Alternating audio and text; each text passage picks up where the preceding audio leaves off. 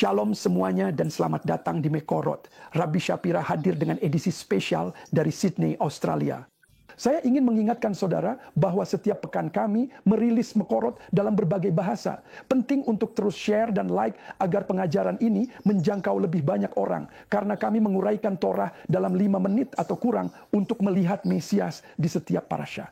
Pekan ini kita memiliki parasha yang bagus, Parashat Hukat. Kita membaca tentang kematian Aharon Hakohen Hagadol. Dan saya ingin menunjukkan sesuatu yang menakjubkan tentang kematian Aharon.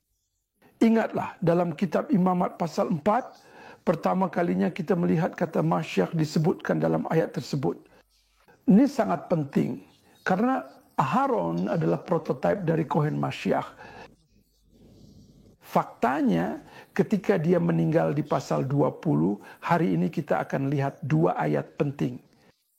Dalam Alkitab bahasa Inggris, Spanyol, Italia, Prancis, atau bahasa apapun yang saudara gunakan, tertulis bahwa Aharon harus dilucuti pakaian imamnya. Dan pakaian itu dikenakan kepada putranya, Elazar, lalu ia meninggal di sana.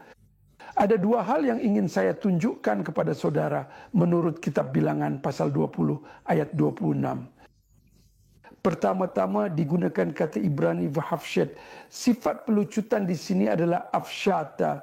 Maknanya jauh lebih dalam daripada sekadar melucuti pakaiannya. Ini berarti ada sesuatu yang dilepaskan lebih dari sekadar pakaiannya. Perhatikan hal ini. Dikatakan bahwa Aharon harus dilucuti dan kemudian hampir disingkirkan. Pada intinya ayat tersebut berbunyi kamu harus melucuti Aharon dan kamu juga harus melucuti pakaiannya.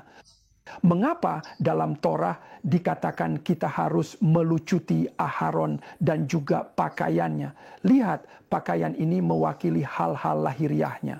Namun pelucutan Aharon berbicara tentang kafod atau kemuliaan yang harus diambil dari dirinya. Tidakkah hal ini terdengar seperti seseorang lainnya yang kita kenal? Dikatakan pada ayat 28, Aharon telah meninggal di sana. Sekarang kata ini dalam bahasa Ibrani bersifat ambigu.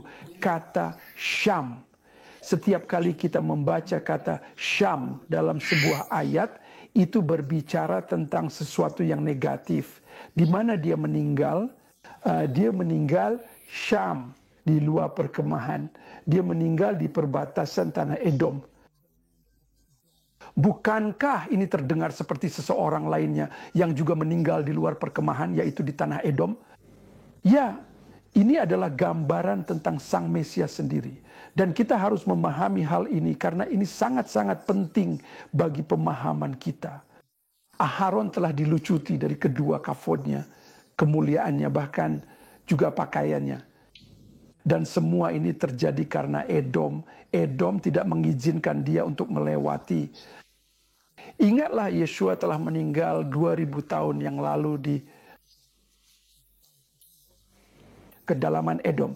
Hari ini tugas kita tetap sama, yaitu melucutinya, menariknya keluar dari Edom dan membawanya kembali, digendong di atas punggung kita, masuk ke Sion dan Yerusalem. Sungguh gambaran yang luar biasa tentang Mesias Yeshua. Elohim memberkati saudara semua. Demikianlah Mekorot untuk pekan ini dari Australia.